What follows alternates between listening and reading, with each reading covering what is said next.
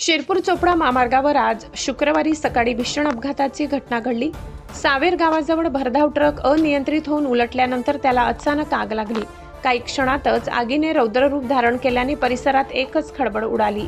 शिरपूरकडे येत असलेला ट्रक आज 12 जून रोजी सकाळी सुमारे 7 वाजेच्या सुमारास सावेर गावाजवळील रंधे यांच्या पेट्रोल पंपाजवळ अनियंत्रित होऊन उलटला। अपघातानंतर ट्रकला अचानक आग लागली आणि काही क्षणात संपूर्ण ट्रक आगीच्या भक्ष्यस्थानी सापडला। आगीची तीव्रता इतकी मोठी होती की चालक आणि सहचालक ट्रकमधून बाहेर पडले की नाही याबाबत सुरुवातीला कोणतीही स्पष्ट माहिती मिळू शकली नाही।